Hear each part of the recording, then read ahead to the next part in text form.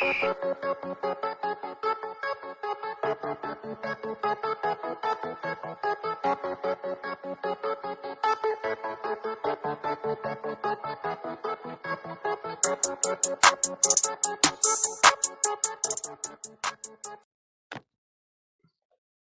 everyone. Welcome to the Bird Real Estate Podcast Show. I am your host, Bruce Bird Jr., also known as Boss Man Bruce. As you know, after episode, show after show, our motive for our community is to not just educate, but to motivate those that may be scared to take a leap of faith of being an entrepreneur or doing whatever their God gift is. And on my platform, you will learn, you will be equipped, and also have the hope and the education that you need. On today's episode, we have Ryan Deskins, located in Washington. He's a realtor. He has rental property. He does multifamily. He do creative financing. I'm honored to have Ryan here today. I know it's going to be some jewels that he dropped, just not for the views, but for myself also. So, hello, Ryan. How you doing today? Doing great, man. Thanks for having me on. I appreciate it. It's a good opportunity.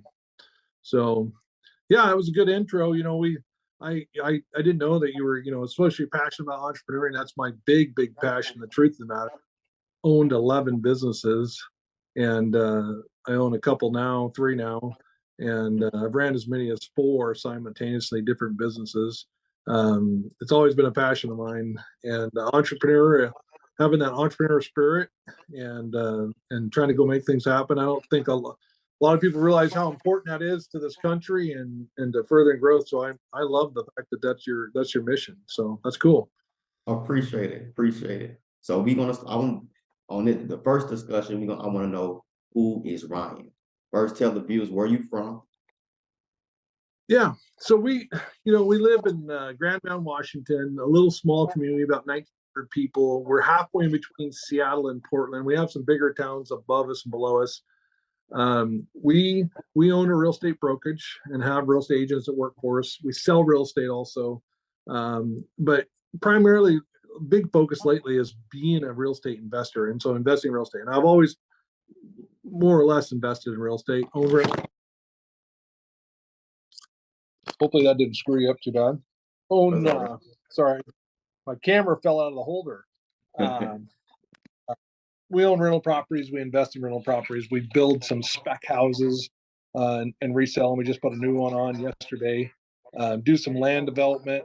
We got 2 different subdivisions we're working on right now, and then do some commercial developments. We also work on some syndication deals where we're trying to work with other investors and raise money, put a private equity together, and do some bigger projects in multifamily. And that's been a big focus of mine lately, is to do large multifamily deals. And so we've been working hard on that. We haven't successfully closed one yet. It just, there's a lot of loopholes, a lot of things. And of course, funding and lending has gotten tough. So what do you have any favorite food? I'm a big fan of the American hamburger, and I don't eat them too much because I keep expanding. But I think if I live on one food, it'd be the doggone hamburger. So, okay. What are your personal strengths? being a visionary. My weakness is I make a lot of havoc and create a lot of messes and leave a little trail behind me. But my strength and superpower is being visionary, and sometimes I see things before they happen, shifting markets, opportunities, ways to get different deals. And so being a visionary entrepreneur is my strength. So Okay. What about family? Have any family or kids or yeah. Got a fiance. She has 3, so there's four kids between us. My kids are older. I'm in my mid-40s, and I only have one left at home, and she's a junior. And I got 2 boys that are out on their own, so kind of getting close to that empty nester stage. So what do you love about life? What I love about life, that's a great question. I love laughter, enjoyment, and friends. I love people. I realized in my life that I don't like to be alone, and so I like people. I like being with people, and I think that's one of the keys to being successful is you gotta like people. I have some friends that are in business that don't like people and always are saying that. That's terrible to quit. I think they should stop saying that, and you start saying, "I do like people." People bring opportunity in business and all that. So important. If you want to succeed, especially in business, you have to be likable. And part of being likable is that you have people like you. You have a friendly disposition. Hmm.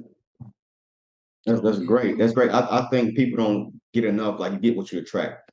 If you're a friendly person, yeah, it's like a lot of bad people out there. If you're a friendly person, you're gonna attract it. yeah, As for example, you do real estate, you're gonna attract what you do. So you're gonna attract other investors, other realtors. You're gonna attract all those things. And you in a profession that we're in, you have to be a people's person. It just won't work. You won't get nothing done if you're not a people person. You know, and people want to be great so bad, but they don't understand the whole concept of really enjoying people, getting to know people. So, absolutely, I agree 100%. I believe I completely agree. so on the next Yeah, discussion, tell us about your first success. Like what year, how did you feel? I want to know everything. you know, uh, I started my first business when I was 25 years old, and I started it with $300. I had $300 cash, and I started a business. I drove around town trying to find a business I could start, and I would literally, I mean, I was 25, broke, and $300 is broke, and I would park in front of businesses and look at them and say, "Could I do that? Could I do that?" I knew I wanted to get in business. I just didn't know what. And I seen these guys cleaning trucks, washing trucks in a trucking lot parking lot, and I was watching them for a while, and I said, "Hell, I could do that." I'm like those jokers, and I thought, dear Lord, if they can make it, I can make it. And so I started the truck wash business when I was 25 years old with $300. I turned that $300 into $1 million in less than 5 years. And I would work a full time job and then 40 hours, then I would do truck washing probably 60 hours a week. And I just built it. And I built that business up till I started franchising, selling franchises to other people, and they were washing trucks. But I had 4 locations of my own, and we were the largest in the state. By the time I was done, I was the largest in the state. And I sold that business in Mm, 2014. oh, So, yeah. yeah. I bet that business did a lot for you, and I don't know. Do you believe in having all your eggs in one basket? Do you believe in You that? know, some days I think I should have more. If you have focus, you get more done. But I've always been spread around. I've always had multiple businesses, different things going on. I mean, even now, I still own a business in Montana. I have a wildland firefighting business that I started in 2001 and had that for 20 some years. And diversity is good and has protected me through some ups and downs. But like that last downturn in 2007, 8, 9, 10, I had 4 businesses running, and part of that diversity helped me stay alive. I don't know if that's my feedback. Are you getting that feedback noise? That's okay, Bruce. Yeah, yeah, I hear you. It's all right. Okay. So I've always been a big proponent of diversity, but with that said, sometimes you need to focus and just get something done. You need to keep all your energy moving forward. But like right now, I own a brokerage. I had an insurance agency. I shut it down. Uh, I am a realtor. We do investing. I also have a farm. I have a bunch of others. So I probably have about 7 streams of income right now from 7 different things I do. That, So that's ama- that's amazing. yeah, And because that's something I'm working towards. And to hear even your story of like how you said you manifest that when you said, "Hey, I can do that," and people understand like that goes to like really ignoring your circumstances in life and understanding what's available, what you can do, what the possibilities if you stay focused. You know. absolutely.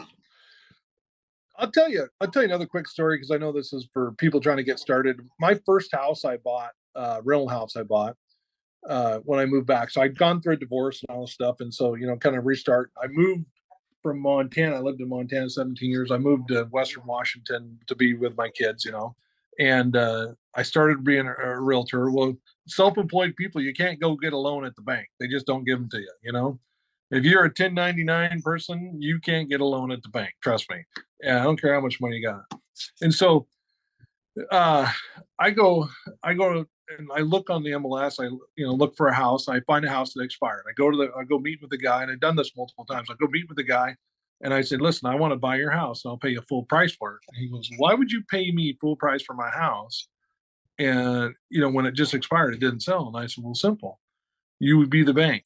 And so I bought my first house with a few $1,000, and the owner carried contract.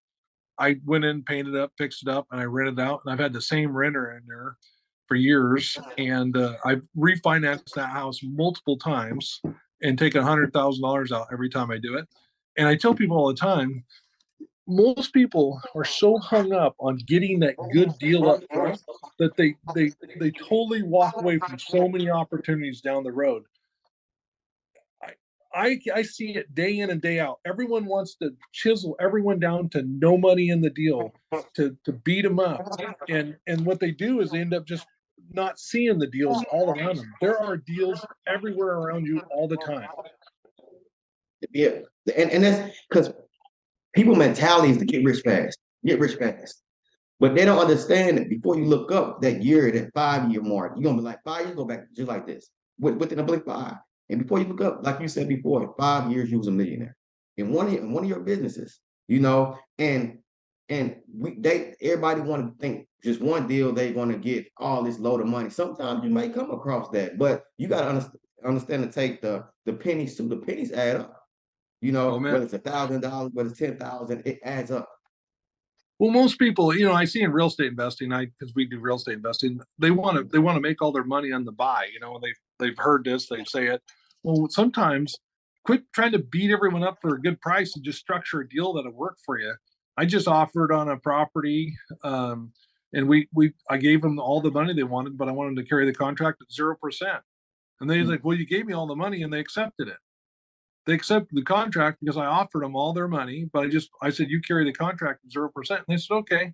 And they went for it. And I watch real estate investors, and I work with real estate investors, and they just don't know how to negotiate, and they don't think long term. They don't think, how do I structure this deal that it's good for the seller and good for me? So one of my strategies in life is always leave a little money on the table so that someone wants to do business with you in the future. Or like in a situation where it's only a one-time transaction, I still do that because I want them to tell their friends, Ryan treated me right. You know what I mean? We just got done negotiating on another deal this morning, and I left the seller more money than I told him I was going to leave him. And is he going to be happy? He's going to be happy, and he's going to tell everyone. He's going to refer me, and I'll get another deal, another deal, another deal. I never ever try to clean someone's clock. I never try to get rich on one deal. I always think long term, and so we have success, and people want to do business with us because of it. Treat them right. So, and good business. That's what it's called. Good business, and go a long way. Not trying to scheme, not trying to deceive people, but just doing proper business. And it's not a lot of that going on nowadays, and that's why people don't have successful business. You're absolutely right. So I'll tell you about one more quick story.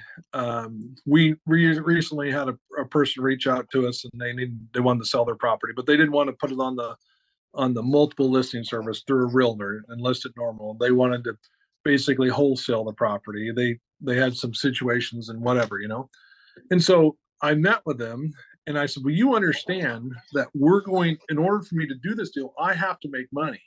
And so I wrote out on a piece of paper for him and his family members the 5 ways I was going to make money on their house, and the work I was going to put in, and the money I was going to make, and it was a large amount of money. And by being super honest and open and transparent, I said, no, if you guys want to do this, you can do it yourself. But if I buy this house for the price we're talking, this is what I'm going to do, and you're going to see it come back on the market for $70,000 more than I just paid you for.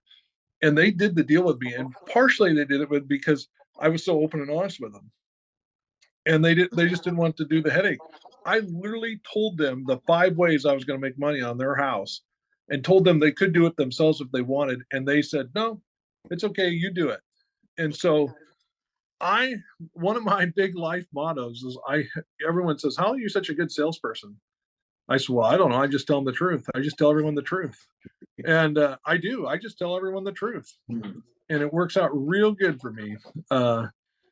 Sometimes, people try to deceive people, especially in sales, and I take the opposite approach. So, And that's what makes you a winner.